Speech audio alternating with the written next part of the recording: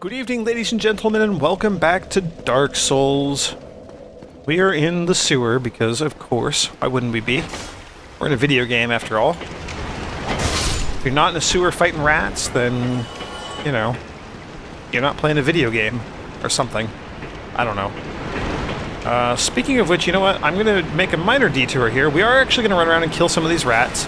They are a decent source of humanity, so I know they don't drop it very often.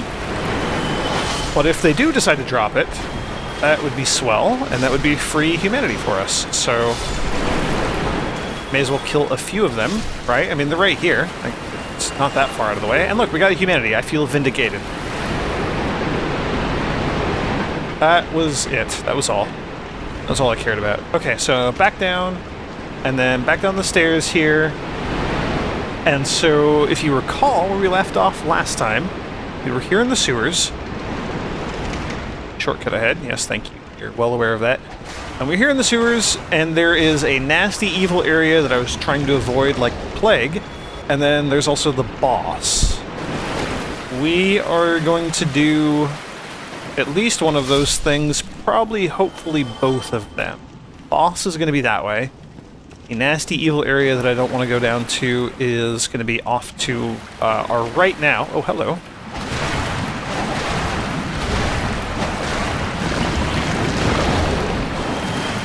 Just going to deal with that slime, I guess, and then, you know, another rat. Why not? And then there is another slime here. We'll just go ahead and do that, right? Safety net, he's not going to kill me, but, you know, better to deal with him while I am aware that he's there and aware of my surroundings rather than doing it later. You know, before we go down there, I got to check my equipment really quick. That's what I was afraid of. I do want to wear the dingy gloves, which means for the hat, we probably want to go with the dingy hood. Okay, so we're going to go with the dingy hood. We got the full-on dingy firekeeper set. We have light movement. We don't have a ton of poise. So I do have the poise ring, so I guess we do have a ton of poise because of the ring. We don't have, what, that extra, like, 8 or so that comes from the helmet. Ow, ow, ow, ow. These rats are just jerks. Ooh. I will take. So the reason I'm going with the full dingy set, and the reason that I wanted to acquire the full dingy armor set before we came down here, is because of these creatures that we're going to be fighting up ahead here.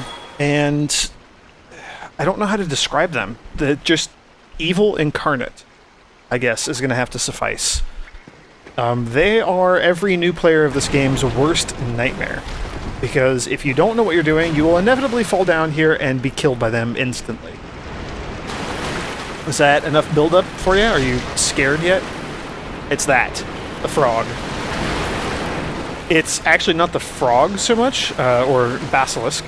Oh, and Kirk. Awesome. Okay, well, this is quite the little combo. So Kirk here is an NPC invader. We will deal with him really quick. You have to be human for him to show up. And you have to have not defeated the boss yet. He is a pushover. There are a few of these NPC invaders like that. Just like how there are, you know, the Knight Solaire and a few other NPC helpers that you can summon to help you fight bosses. There are NPC invaders as well. And we can gain the rest of his power, which will give us a good chunk of souls. And humanity, maybe? Maybe just humanity. Okay, so we just got humanity. That's still good. Kirk is interesting because he shows up in 3 separate locations, and if you defeat him in all 3, which means, again, you have to be human, and you have to have not fought the boss yet, then you get his armor and equipment, maybe just his armor, maybe his shield. I think his sword is a rare drop from killing him. I don't know. I forget exactly how it works. Anyway, you get his gear if you kill him, and it's kind of novelty gear. It's not maybe the most useful, but it's pretty good. It's decent for heavy armor. So yes, these creatures, Basilisks, I called them. And if you know anything about mythical creatures, you will know that Basilisks are famous for petrifying their foes. And these ones are no different, so we'll try to kill this one through the bars. Yeah. Cannot get that second one over there, but we'll deal with him in a moment. So yes, these basilisks can petrify you. In this game, it's known as Curse. And this area is scripted to just freak you the hell out. There are a couple of spots, those traps that we encountered in the previous video, those pits that you could fall down, they'll drop you down here in Basilisk territory. So the reason I have the Dingy set equipped right now is because if we take a look at it, all these resistances and poise and lightning and fire and magic numbers and whatever. Curse resistance is at 9. Curse resistance for the Dingy Robe is at 35. Like, it's all pretty high. And that's good. Curse, just like poison or bleeding, you get a bar, and if that bar fills up, then the status effect applies to you. So if we walk in here, we're also human, which boosts our curse resistance a lot. So we're actually, I think we're going to be fine here. Oh man, there's these statues. Look at those spiky statues. So yes, if the bar fills up, you know, you'll bleed out. You'll take a big spiky chunk of bleed damage, or you'll be poisoned and you'll just take continual damage over time, or whatever. If it's curse, when the bar fills up, you die instantly. And when you come back, for the rest of forever, you only have half of your maximum HP bar. Your HP bar is just chopped in half. You only get half of it. That is the worst thing ever. It is the worst thing ever.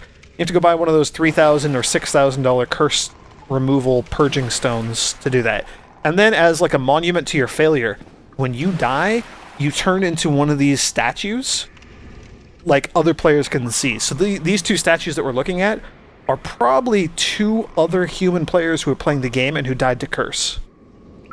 So that's just kind of a monument to that sort of thing. So yes, these creatures are horrible. I have no qualms about going painstakingly slow and trying to fight one at a time here, because if we try to fight more than that, we will be in trouble.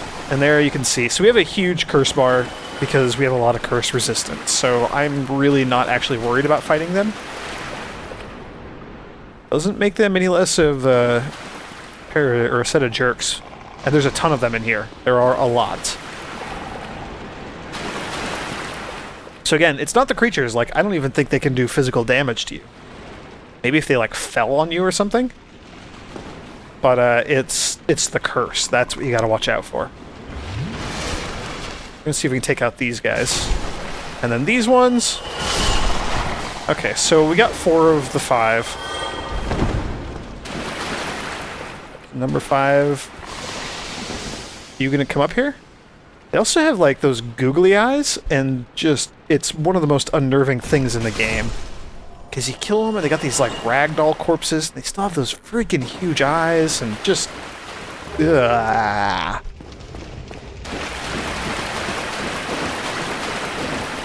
So here's another unlucky statue. Here's another statue. Some of these statues I'm sure are static, like they're placed here by the developers. But by and large, just, ooh, really worst thing ever. We actually dealt with them all, though. So we get the Ring of the Evil Eye. That will let us absorb a teensy-weensy, minuscule amount of HP from any enemy that we slay. So if we kill an enemy, we get a little bit of health back. Like, sounds good. It's not significant enough amount of health for it to really be worthwhile. Especially when there's so many other good rings, like the Ring of boosting your poise your poise, Havel's Ring, which boosts... Gosh, let's try our words. Havel's Ring, which boosts your weight capacity, and some of the other rings are really good. So this hole here will just cause us to fall right back down where we picked up the Ring of the Evil Eye. I'm going to try to jump over it. We'll see if this works. Oh, and it did. On the first try, no less. Look at that. Look at that. I am a pro platformer. I am so good at video games.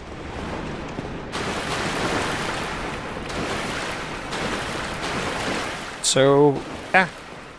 If you're not prepared, if you don't have high curse resistance and or you're not human, I believe being human gives you a bunch of extra curse resistance, and I think your curse resistance goes up with each humanity that you have up in the corner there. So I have 2 humanity, and I'm human, and this armor that we're wearing has really high curse resistance, so I was well prepared for that area. But if you don't know what you're going to be up against in there, you will be in a lot of trouble.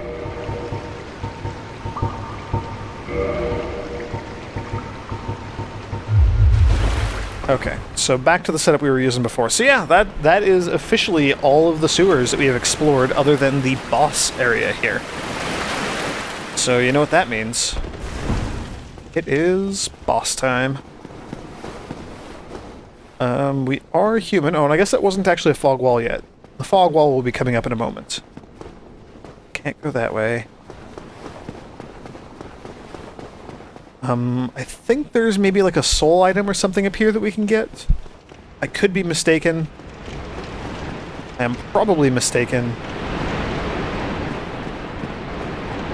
And I'm fairly certain that there are 2 NPCs that you could summon here. You can summon Solaire, I think.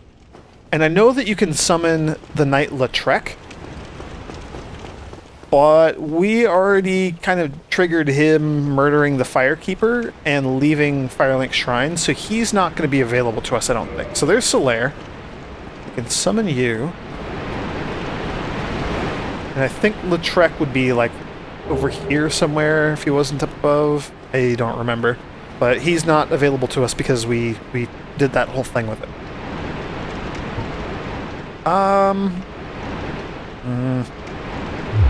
I'm gonna not summon Solaire because he's really not necessary for this fight. Like, this is another pretty damn easy boss fight. We're still early in the game, right?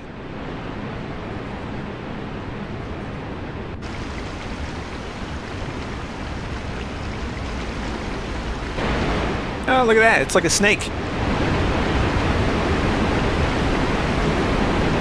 With tentacles. Or teeth.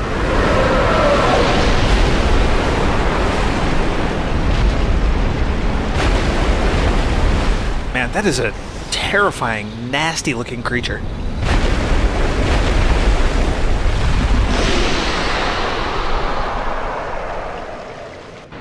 Ugh. So this is the Gaping Dragon. One thing that all dragon enemies have in common in this game, oh, I say enemies, all dragons in the Dark Souls world have in common, is that you can, if you are not an idiot, you can chop off their tails. And you get a weapon for doing so. So that is the Dragon King Great Axe that we now have in our possession. I'm not going to use it, but just wanted to get it. So dragon weapons all have an interesting property. We can maybe take a look at it after this boss fight. Oh, you're going to stomp me. Yeah, well, you're going to try, I guess. Here, do your slam, yeah. So you slam down like that, and then you'll charge forward. That's what the boss is going to do. So this is kind of our... Oh, you didn't charge forward. That's unusual. Let's not die here. Usually it charges forward. Like that. There we go. And then that's kind of the cue that it's your opportunity to go run directly into it. What the hell? How did I even die there?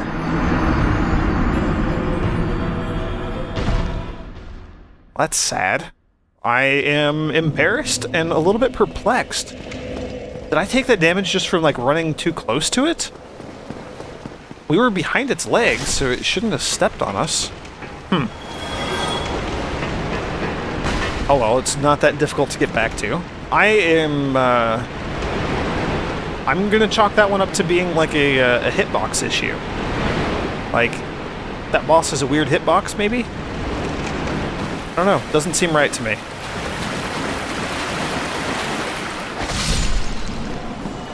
Again, not that big of an issue because we're just right here, and we get everything back except for the fact that we were human. We lose that humanity that we consumed to become human, but that's meh.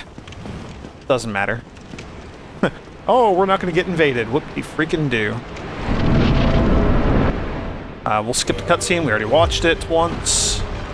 Get everything back here. So yeah, usually it slams down like that, and we should already have its tail still too.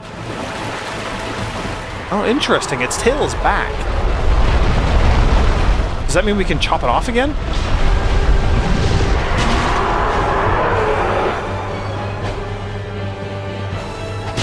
There we go. Okay, so we can chop it off again, but we don't get the weapon again. That's what I thought. So, anyway, dragons.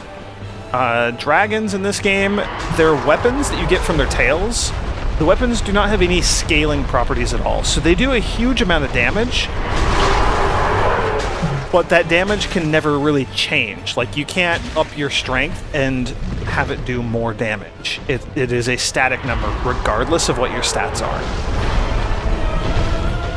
There's one that you can get from chopping off the tail of the red Hellkite Drake, that red dragon back in the Undead Burg. I mentioned it earlier when we were on the bridge. The bridge below it. You can usually get like a crossbow or a bow and arrow, or even use sorceries if your aim is good enough and your positioning is really good. I've seen people do that before. And you can shoot its tail off. And you get a weapon that, again, it doesn't scale with your stats, but it does such a ridiculously high amount of damage for that early in the game that it doesn't matter. Like, you don't need the scaling to be a difference. Late game, yeah, of course, you're going to want things that scale with your increased stats, because you're going to have really high stats. But early game, you don't have the strength. You're not at like 50 strength, so you don't need a weapon that is that powerful when you have 50 strength. The weapons that I'm going to shoot for, the Gravelord Sword is kind of in that category of, oh boy.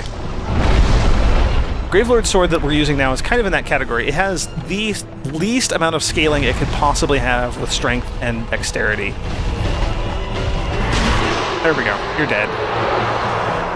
So we don't get a huge bonus from that. And if we look at the sword, E in strength, E in dexterity, it does 318 damage, really high base, but only 31. That plus 31 right there means that we're only getting plus 31 for our stats. So having my strength where it is and having my dexterity where it is, those are combining to an extra 31 damage. That is not very high.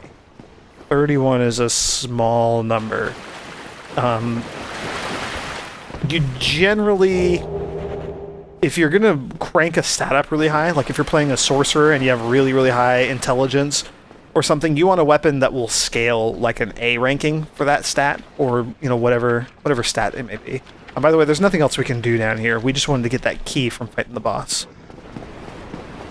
So yeah, if you're a sorcerer, you want something like an enchanted or a magical weapon that will scale really nicely with your intelligence stat, so that it, you know, it's probably going to be something that has a very low base damage, but has a very, very high extra amount. Like the weapon that I'm going to be using later on in the game, you'll see it's going to scale really nicely with our strength. So it's going to have a moderate base damage. I mean, it has a decent base damage, don't get me wrong, but it's also going to have a really high, like, auxiliary added damage because of how high our strength is and how well it scales.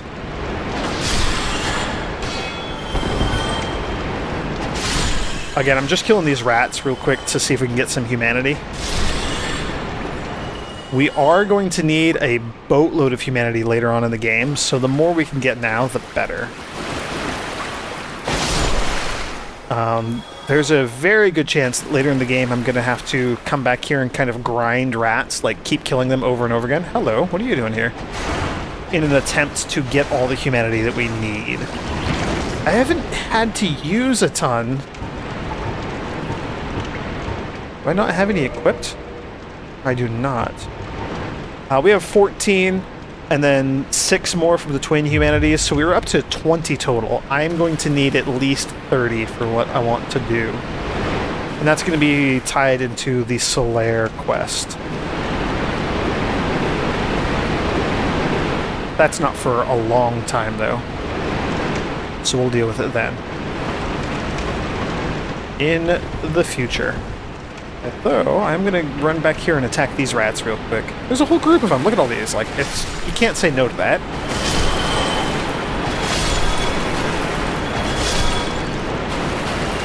Well, we didn't get anything. That sucks. Yeah, no, that's something for later, though. Not gonna worry about it now.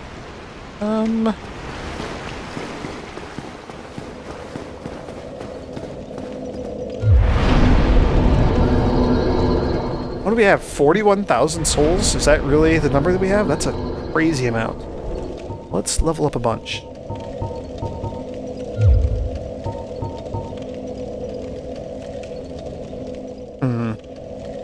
Yeah, that's good. I like that. Oops, wrong way. Okie dokie, so right back down to where that boss was. Now that we have leveled up, now that we have consumed all of those souls, we're going to head back down here.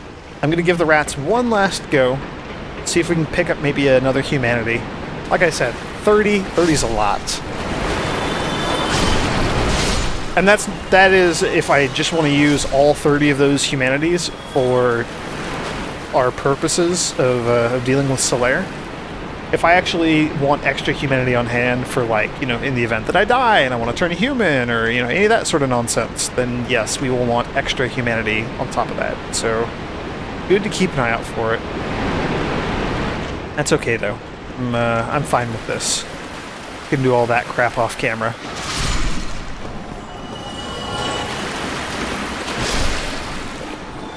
Cool. So that's dead rats. We have the key, so we can finally open the door and head into what is generally regarded by most people to be the worst area of the game. Hooray! Worst area of the game. I actually don't think it's that bad, but again, it is not often that I approach it from this angle. Usually, I'm using the master key and coming in from the New Londo ruins, the ghost town area. So it has been a very, very long time since I've actually had to come from this side.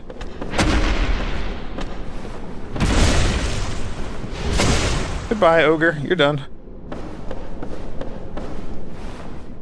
If you look down to the right, there's a creature there, kind of protecting an item. Those creatures are why Blighttown sucks so much. Well, they're one of the many, many reasons. Probably the main reason is the fact that everything just poisons you. And it's just poison and death and ugh. It's bad. Just bad.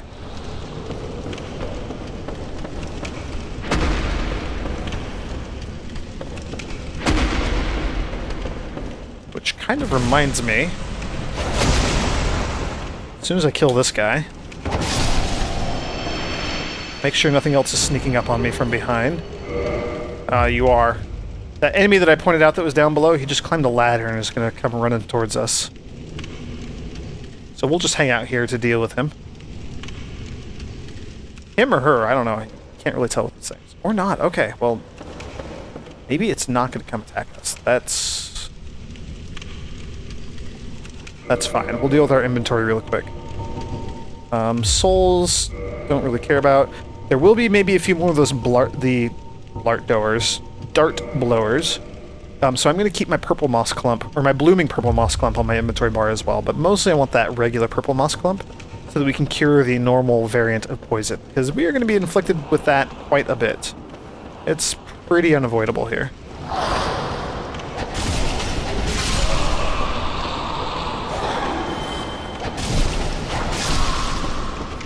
So we're killing these guys with only 2 hits. That is not bad. That is not bad at all. And then there was the third one. There you are. Oh, you know what? I just had a thought. Son of a gun.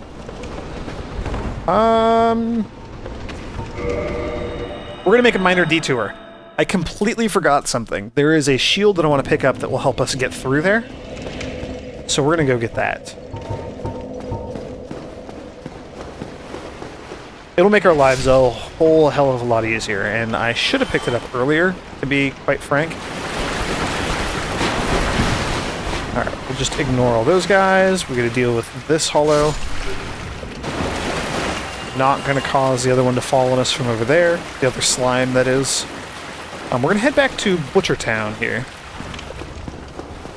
If you recall, there is the Pyromancer trapped in the barrel. I really don't care about him, so he can just stay trapped in there. There's all these creatures. There's going to be a couple of dogs we have to deal with.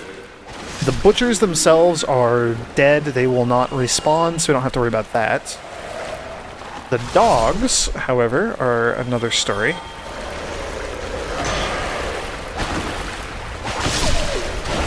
Man, I hate these things. There's going to be like one more right at the top of the stairs here.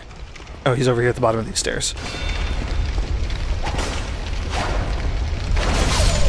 And then there's going to be one more back over here. Maybe? Oh, I guess not. Okay, anyway, so the butcher was right here at this table. Oh, there's hollows up there. Okay. But behind him, there is this little area. If you fall down there, yeah, you drop like 3 feet.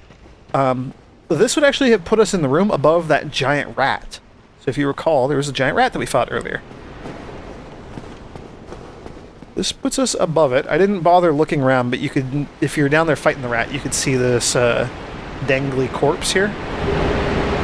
And it has the spider shield, which I'm going to equip immediately. Spider shield blocks poison buildup, so for those dart thrower enemies, if we take a dart onto the shield, with any other shield in the game, we would still get a poison buildup, even if we don't actually take any damage.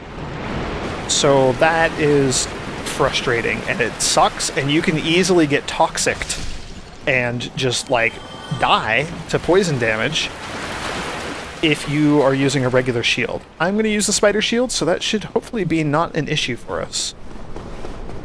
And I know we're pushing up against time here. I'm going to kind of make a mad dash for the first bonfire of Blighttown.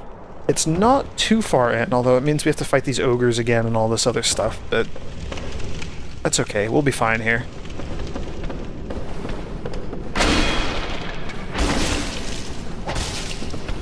And that applies to any attack, not just like the dart throwers. These ogres, their clubs inflict poison. And if I block it with the shield, we don't take any poison buildup. So generally going to be a really handy shield to have here in Blighttown.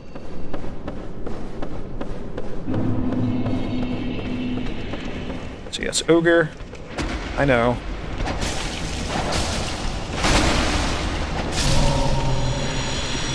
Don't care. We have plenty of Estus flasks. We have plenty of humanity. I can kindle a bonfire. I'm good. I'm okay. We're fine. Well, I should maybe care a little bit. Don't want to get too careless, right? That's how bad things happen in this game. Okay, so we dealt with those ones. I think this is the guy from down below. And then I think you have 2 friends. And there's the dart thrower, and that's what reminded me. So we can't see it because those things are really freaking hard to see. You can see where that dart's coming from, and we will not get any build-up when we stand here. So there he is. He's right next to that torch at the top of the ladder over there.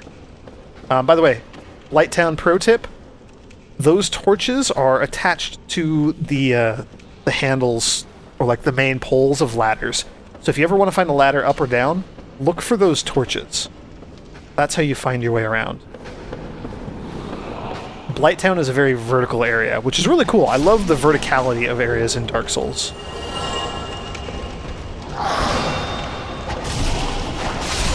So there's a Blighttown denizen. Here's another one. Just gotta be patient with these guys. Let them attack, and then you can hit them when they're open.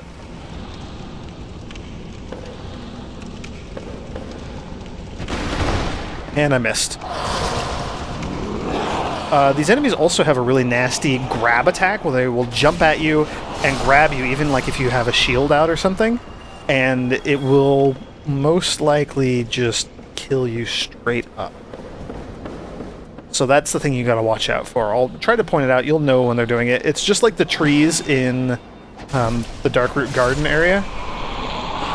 They kind of hold their arms out like they're going to hug you, and they shake a little bit, and then they jump at you. So that's the only thing that we really need to watch out for. Everything else you can block with your shield, but that's the one attack that you absolutely have to dodge out of the way of.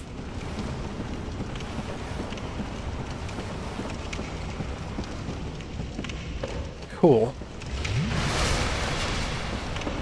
So we're not doing bad here. Blighttown is kind of split into 2 parts. This is the first part, just kind of navigating this maze of of nasty wooden walkways, and those creatures are going to pounce on us and whatnot. There's an item over there. You could do like a running jump off of here and try to get it. Ooh, hello. That's the grab that I didn't want to get hit by. Similar to the slimes, if you mash buttons, you'll get out of it and maybe survive. Yes, so you can run and jump and get that item. I forget exactly what it is. I think it's a katana, which is a dexterity weapon, and I don't have very good dex, so we're not even going to bother. The other thing about Blighttown is this differently colored walkway here. Yeah, when you walk on it, it wobbles. So avoid those. They're bad. There's actually like one or two other ones up ahead that we're not going to be able to avoid. There we go. Did I kill you? Yeah! Drop attack. So good. Okay, well there's an item over here, so let's get this.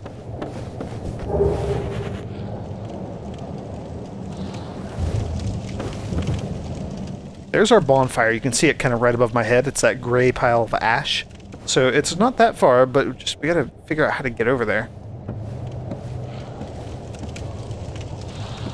Ah, there's you. And these things are not very intelligent, whatever the hell they are. Seriously, what are you doing in there? You're in a jar.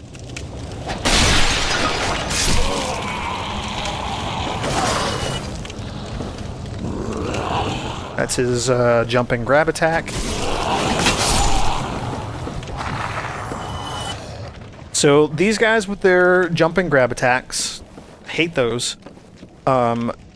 We've already encountered a bunch of the poison dart spitter guys with the dart blowguns. The other creature that we need to watch out for is another one that we've also encountered before, and we're going to run into them here in just a second. And it's going to chase me over here. Or go right over the edge. There we go. It's these fire-breathing dogs. So that's kind of the skinny on the different enemies here in Upper Blighttown. Lower Blighttown, you can see maybe way down there. It is the swamp. So that's where we will be headed.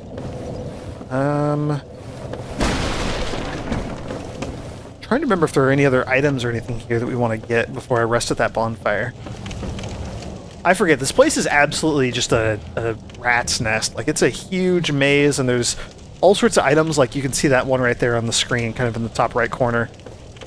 They're just there to taunt you and to tantalize you, and then it's going to be like a soul or something, like, not worth getting yourself killed over. So there's a ladder down over there. I don't remember if there's anything up above us there.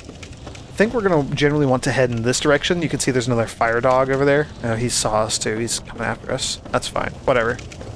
So yeah, we have plenty of exploring here to do in Upper Blighttown. Hopefully we survive it all and manage it okay. I'm going to take another endurance. That puts us over 100 equip load. I like that. I should probably go strength so we're doing more damage, but I like the equip load. Which means, I think, we can go back to equipping our dingy gloves. And we can, look at that. We do a better helmet. We can wear the steel helm. It's not as good. It gives us one more poise. But I think it's not as good because we've upgraded this one. Anyway, well, whatever. Well, this is fine. And we still have light movement. Yeah, look at that. Look at that quick dodge roll. So good. So yeah, okay. Upper Blighttown. Feeling good about this. Thank you all for joining me, and may the grace of the Twilight Dragon be with you.